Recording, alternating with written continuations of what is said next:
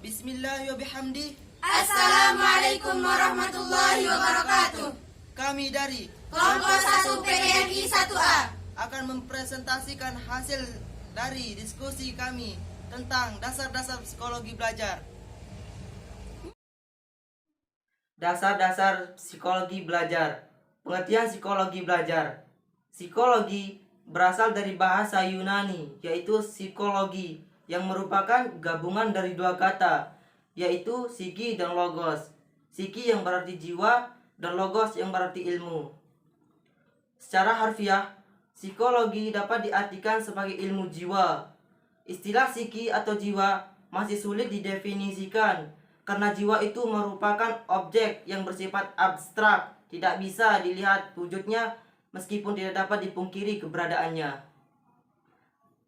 Pengertian psikologi menurut beberapa ahli. Banyak ahli yang mengemukakan pendapat tentang pengertian psikologi. Di antaranya 1. Psikologi menurut Ensiklopedia Nasional Indonesia Jilid 13 1990. Psikologi adalah ilmu yang mempelajari perilaku manusia dan binatang, baik yang bisa dilihat secara langsung maupun tidak bisa dilihat secara langsung. Yang kedua, pengertian psikologi menurut Dakir 1993. Psikologi membahas tentang tingkah laku manusia dalam hubungannya dengan lingkungan. Yang ketiga, pengertian psikologi menurut Muhibbin Shah 2001.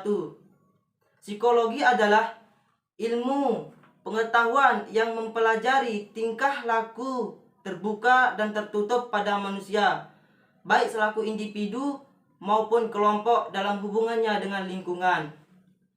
Dari definisi di atas, kita bisa menyimpulkan bahwa pengertian psikologi adalah ilmu yang mempelajari tingkah laku manusia, baik sebagai individu maupun dalam hubungannya dengan lingkungan. Tingkah laku tersebut berupa tingkah laku yang bisa dilihat maupun tidak bisa dilihat, dan tingkah laku yang disadari maupun tidak disadari. Di sini saya akan melanjutkan penjelasan dari Saudara Agung Wijaya Saputra.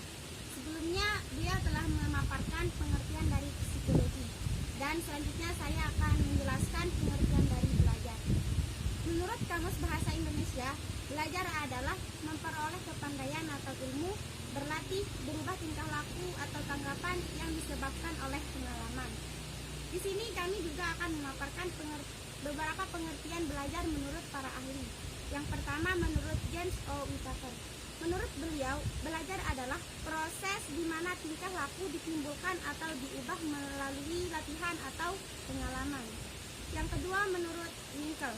Menurut beliau, belajar adalah suatu aktivitas mental atau psikis yang berlangsung dalam interaksi aktif dengan lingkungan yang menghasilkan perubahan berupa pengetahuan, pemahaman, keterampilan, nilai, dan sikap.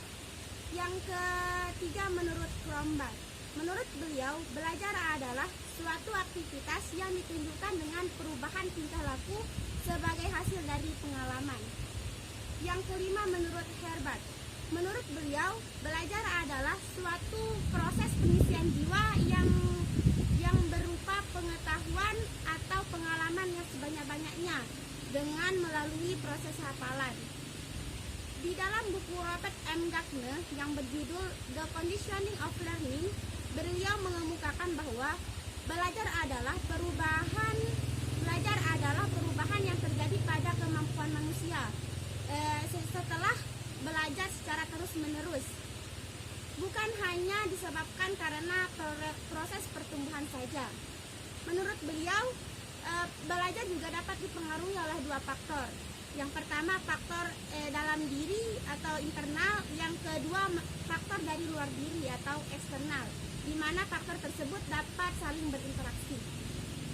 Dari penjelasan sebelum-sebelumnya, kita dapat menyimpulkan bahwa psikologi belajar adalah ilmu yang berusaha mempelajari mempelajari, menganalisis perilaku-perilaku, prinsip-prinsip perilaku manusia dalam proses belajar dan pembelajaran.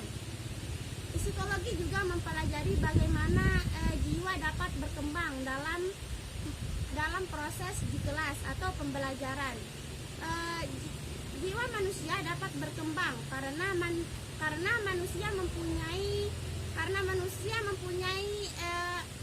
wujud dasar yang berupa potensi atau kemampuan bawaan, di mana potensi tersebut bersifat dapat berkembang atau aktif menuju ke arah yang lebih baik atau ke arah yang lebih maju. Sekian dari saya. Assalamualaikum warahmatullahi wabarakatuh. Selanjutnya yaitu tujuan psikologi belajar, yang dimana tujuan psikologi belajar ini dikemukakan oleh beberapa ahli. Yang pertama, menurut Wahab, tujuan psikologi itu sama dengan titik tumpunya, yaitu pada perubahan tingkah laku, yang dimana pendidikan dapat merubah perilaku seseorang dari satu taraf perkembangan menuju taraf perkembangan berikutnya. Hal ini seiring dengan kajian psikologi pendidikan yang berkaitan dengan upaya seorang pendidik guna mempersiapkan diri untuk memberikan pembelajaran dan pendidikan yang efisien dan efektif.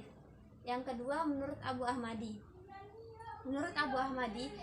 psikologi bertujuan untuk memberikan kesenangan dan kebahagiaan kepada manusia, dan orang yang ingin sukses dalam segala hal harus mengetahui dasar-dasar dari ilmu jiwa.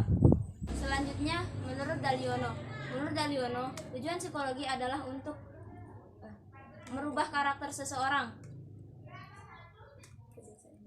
dari kebiasaan yang buruk menjadi kebiasaan yang baik, dan sikap yang negatif menjadi sikap yang positif,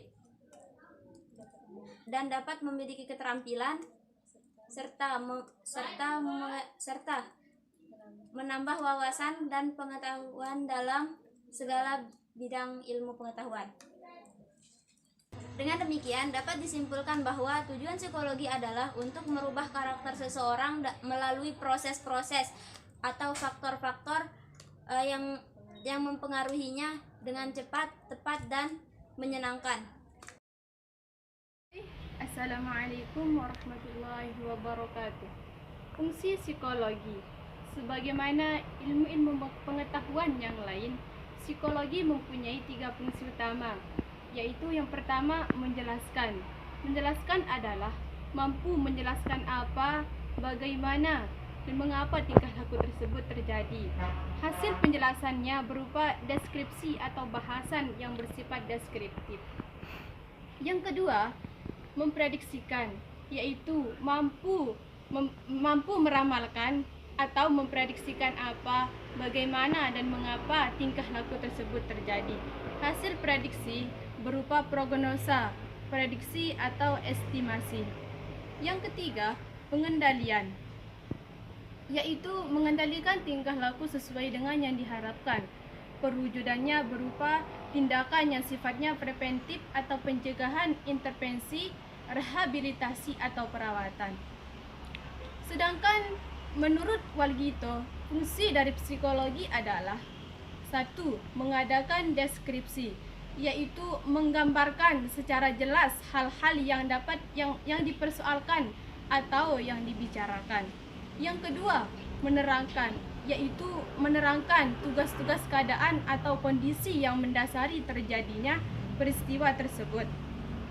Yang ketiga, menyusun teori, yaitu bertugas mencari dan merumuskan hukum-hukum atau ketentuan-ketentuan mengenai hubungan antara peristiwa satu dengan peristiwa yang lain atau kondisi yang satu dengan kondisi yang lainnya. Yang keempat, prediksi, yaitu membuat ramalan atau prediksi mengenai hal-hal yang mungkin terjadi yang akan muncul. Dan yang terakhir, pengendalian, yaitu mengendalikan atau mengatur peristiwa. Psikologi. Sebagaimana ilmu-ilmu pengetahuan yang lain, psikologi memiliki 3 fungsi utama. Yang pertama, menjelaskan, yaitu mampu menjelaskan apa, bagaimana, dan mengapa tingkah laku tersebut terjadi. Hasil penjelasannya berupa deskripsi atau bahasa yang berupa deskriptif. Yang kedua, memprediksikan, yaitu mampu meramal atau memprediksikan apa, bagaimana, dan mengapa tingkah laku tersebut terjadi. Hasil prediksinya berupa prognosa, prediksi, atau estimasi. Dan yang ketiga, yaitu pengendalian, yaitu mampu mengendalikan tingkah laku sesuai dengan yang diinginkan. Perwujudannya berupa tindakan yang sifatnya preventif atau pencegahan, intervensi, rehabilitasi, atau perawatan. Sedangkan menurut Walkito, fungsi dari psikologi yaitu mengadakan deskripsi, yaitu menggambarkan secara jelas hal-hal yang dipersoalkan atau dibicarakan. Menerangkan, yaitu menerangkan tugas keadaan atau kondisi yang mendasari terjadinya peristiwa tersebut.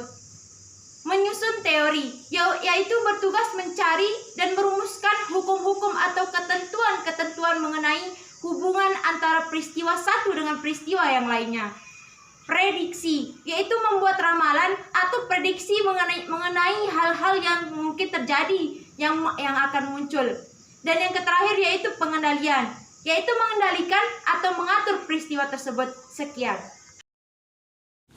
Adapun manfaat psikologi belajar yaitu meletakkan tujuan belajar, mengatur kondisi-kondisi belajar yang efektif, mencegah terjadi dan berkembangnya gangguan-gangguan mental dan emosi, mempertahankan keadaan jiwa yang baik, mengusahakan berkembangnya daya mampu dan daya guna dari kesehatan jiwa yang baik, memberikan informasi yang diperlukan dalam proses belajar, membantu siswa dan siswi dalam menghadapi masalah-masalah pribadi, mengenal dan mengerti siswa dan siswi secara individual dan secara kelompok. Sekian. Wallahul muwaffiq wal hadi ila sabilir rasyad.